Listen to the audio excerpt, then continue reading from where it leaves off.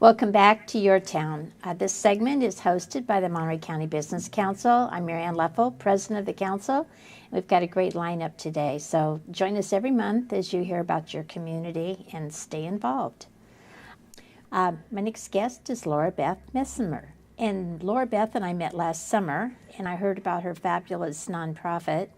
And I think to most of us, it's something that we see is needed, and I commend her for taking it forward. So, Laurabeth, welcome. Thank you. Thank you so much.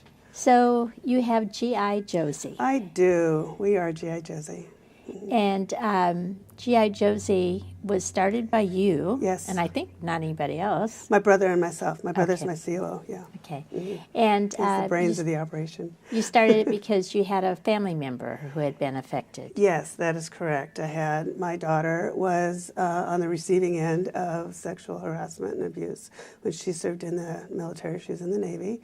And that's a really rough thing to hear from 8,000 miles away. And I started doing some research and found that there are a lot of women out there who suffer similar and worse events than my daughter did. And further research just told me that the VA doesn't have the facilities and the programs needed in order to help these women. And some of them are coming back and go and hide in the shadows, and some of them are not even going to VA to accept help or to find programs because they're so traumatized, and others can't deal and kill themselves. So there's a huge, huge gambit, and it's all abuse and it's all wrong. So we are out to provide the safety net, shall we say, for these women, so they can go and have a really, really safe environment so that they can heal and become strong again. So, and I think, it's always hard if you're part of a population that gets thrown into a population that was all one way for many years. Mm-hmm. I think many industries have suffered through that. Right. And, the military's been a little slower to come to the table. So diplomatic. Than others. Well, keep in mind my husband is a 23-year retired Army lieutenant colonel, and my son's 24-year Navy chief petty officer. But I think it's important, that we realize that women do have some different needs, but also that just human rights are that you treat everybody fairly, and that there's no second-class citizen, not in industry. How difficult is that? Yeah. But as we're seeing from the current news with the Marines and that sort of thing, there's a ton of bullying going on, and a lot of it stays under wraps because nobody wants to know about it. It's the military doesn't want it to get out. Certainly the offenders don't want it to get out, and the women who are on the receiving end who are abused don't want the retaliation that comes along with reporting it. And so there's a lot of factors going on into this equation, and it all equals to these women being abused over and over and over, victimized over and over and over. And it's just really wrong, and it really is time that somebody provide a safe place for them to go so that they can overcome their brokenness, because when they went into the military, they were strong. They had to be strong to do what they did. And the abuse breaks them down. And that happens in civilian life as well. It just breaks them down. But when they get out, they don't have the therapies and the treatment that they need in order to overcome that. And that's what we're trying to provide. We're working in tandem with the VA. We're certainly not excluding anything the VA is doing or trying to do, because they certainly are trying to do their best. But like you said, they're really slow to get to the plate. So we're trying to provide the other end of it with whole body type therapies, equine and canine and garden and ocean. In fact, we're going to be starting the ocean therapy as we're gaining funding for the ranch. The ocean is not going anywhere, so we're going to start using that, and we're going to start that therapy. So your idea is to have a physical place Yes. where women can come Yes. and heal. Yes, exactly. And you have a piece of property. We don't have. You We have it have picked properties out? targeted right Okay. now. We're still in phase one. We're still in the funding stage, so we're still looking for corporate donors and corporate sponsors, and we'll always take individual donations. We'll never turn those away. But we need about $2 million to break ground, and that's where we are right now. And it's not we that need it; it's these women that need it. Yeah. So in this area, I know I talked to Dr. Connie Thomas at the Defense Language Institute, and she said that it's really important, she feels, that people have a place where they can go, they can feel safe, and they can have a discussion outside of the military. So as you begin this, do you have the ability to talk to people who even are on active duty, who may be experiencing discomfort at the workplace, so that they have a place to go and speak? We are working really hard trying to connect with the people within the DLI and within the military community who can help us get this word out, because women aren't going to come forward and say, hey, I'm one of those. It's just a really hard thing, and there's a lot of rules and regulations about releasing this type of information. So we are working to make it known to these women, and we have opened it up. Initially, we were just going to do veterans, female veterans and their children. But we're now opening it up to active duty and homeless, because the research has shown that a lot of the women who are homeless, veteran homeless, have been sexually abused. And so it only makes sense that we incorporate those two ends of it to make to make it available to everyone. You know, it's interesting. I'm involved with a couple other things that seems like bullying. I don't know if it's because we're more aware of it and of what the actions are of a bully, or if we're just more aware of how it impacts people who are being bullied. But it seems like I see more of it identified almost on a weekly basis. And for a long time, it was kind of something you just didn't even take a look at. Right. You might think, oh my God, that person's a bully. And you'd think it to yourself, but Right. you didn't actually say it out loud and do something about it. Exactly. Well, I think with all the social media that we have now, and all the ways that people can get the word out and that sort of thing, I think that is part of the equation. I don't think there's one thing to put your finger on to say that's it. And in addition to that, there's a lot more awareness of it within the schools, within all of society, I think, about bullying, especially these young gals who are bullied to the point of suicide, bullied in schools. You hear stories all the time about these young ladies who just can't take it anymore. And I hope that at some point there's people that can help them as well. But we're just focusing on the military because we feel really strongly that these women had what it took to put on a uniform and go fight for us. And they really have had our backs for a long time, along with the rest of the military. But someone has to have their back when they get home, and that's where I think we fail them. And I think it's really, really important that they know that they can come back and get what they need in order to heal, because they have every right to lead a productive life as anyone else. It's just that they've had all these road bumps along the way that they need to overcome now.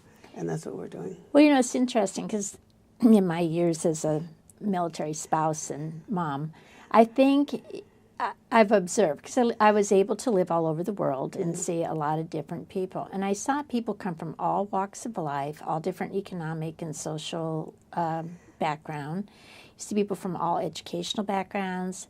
And then you take what was an all-male society, and on top of all of those other differences, Sure.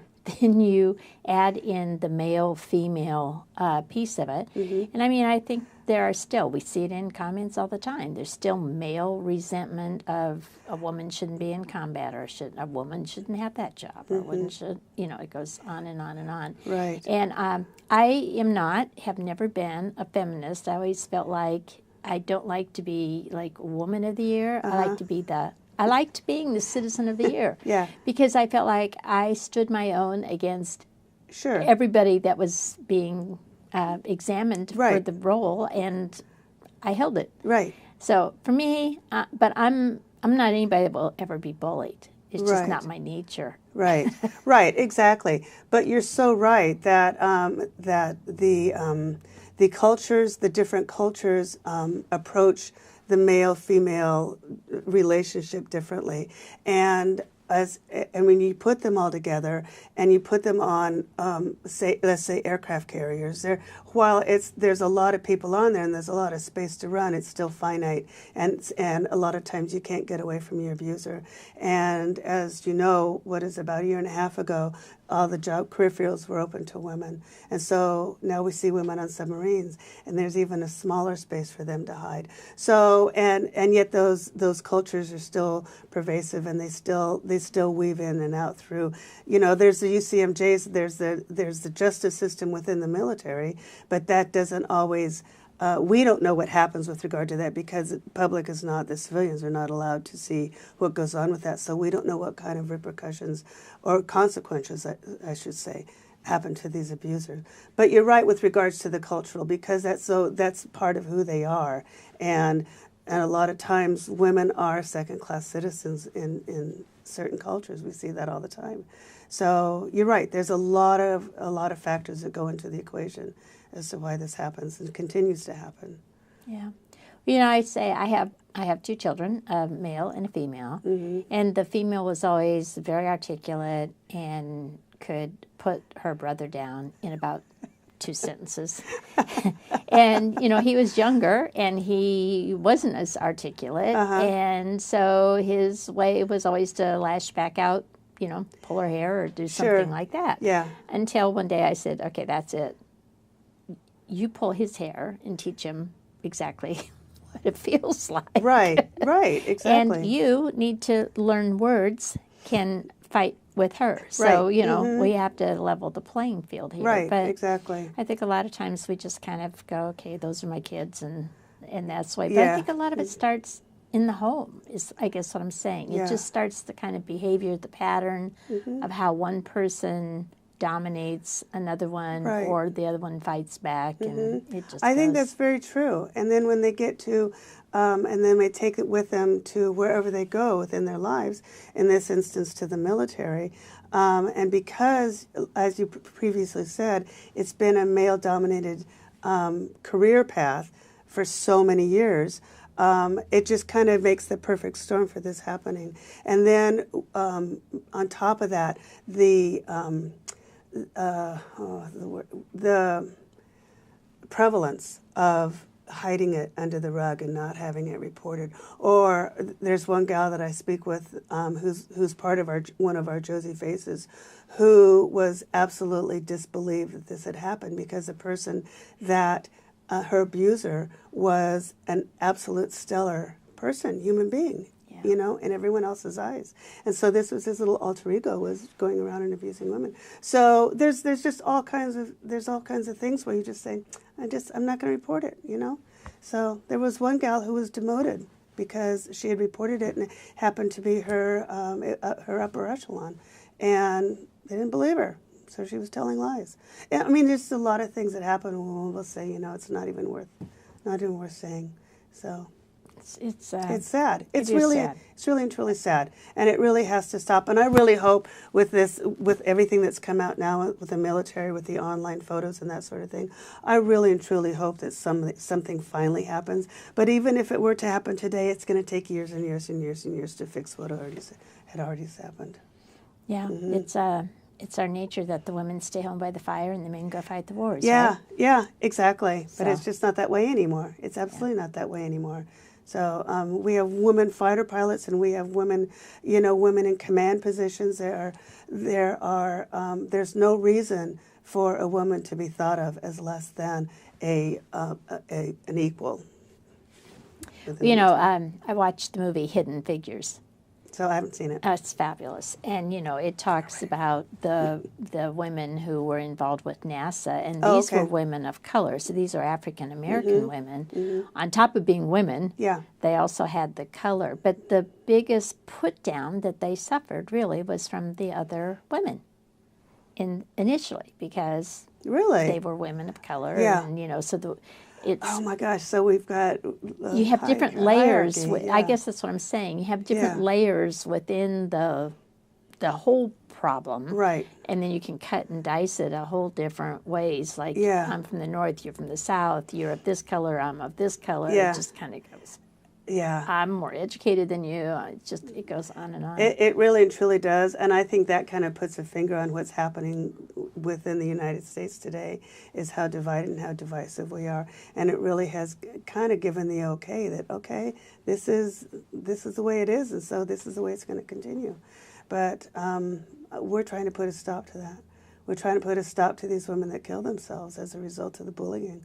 There's no woman should have to get to the point where they go, I've been so traumatized that I can't live another day.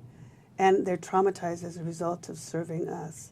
So it's only right that we get out there and help them. That's just how I feel. Real strong. It's great. So you got a trademark. Was Yes, it this yes. month or last month? No, this month, last week. So congratulations. Finally. Thank you. Thank you. Oh my gosh, that was a struggle. But you know what? That's okay. These are all little teeny itty bitty battles, and my little brother, who is so knows the English language inside and out. He's just wonderful. He says, you're building an awesome house, and that's just one brick. And that's really the way it is. We're just putting this together brick by brick by brick. So, and that was a really important one. That was good. So you've got a web page, you've got a Facebook page, you've got the social media piece set. Twitter, yeah. And how else do you get the word out? Do you travel around speaking at conferences, or are you working with the medical community? We have done a lot of speaking at Rotary clubs. We've done a lot of speaking at networking events. We are speaking at the Women's Transitional Summit, which is coming up on the 24th. We're going to be speaking there. There are different people now that are reaching out and say, we want to hear what you have to say. And so, yes, and that's how we're getting the word out. It is infiltrating because it's fun getting the feedback from people that we haven't met saying, hey, we've heard what you're doing and we would really like to help. So yeah, it's getting out there, and it's a lot of fun to finally get it revved up and get it going. And do you get referrals back from medical professionals, or do people find you through social media? How do they find you? Right now through social media, GIJosie.com is how they can find us online. Facebook is GI Josie TH, and that's for transitional housing. Okay. And Twitter is at GIJosie1. So those are the ways right now they can find us, and anyone is welcome to pick up the telephone and give me a call. Happy to talk to anybody about it. We're working on a private Facebook page, just so members only, I think is what they call it, so that so women can come in and share their stories without any judgment, and just get feedback and be able to communicate in a real safe manner. It's kind of a Josie light right there online. And then do you have medical professionals that are willing to connect with these women to help them out? Mm-hmm. We have on our advisory board, we've got an RN. He was in the Army and the Navy and retired, and then went back to school, became an RN. He is our medical liaison. One of our board of directors was a lieutenant. She's a retired lieutenant colonel, and she ran the pediatric department up at Beale Air Force Base, and she's on our board. We have a family therapist that has just come on board. So we are finally reaching out, and finally these people are stepping up and going, yeah, I'm ready, I'll help you out. So, Well, thank you so much, Laurabeth Messimer. Thank you for your time. Josie. So don't go away. We'll be back. GIJosie.com. Take a look at it. And this is YourTown. We'll be back in a minute.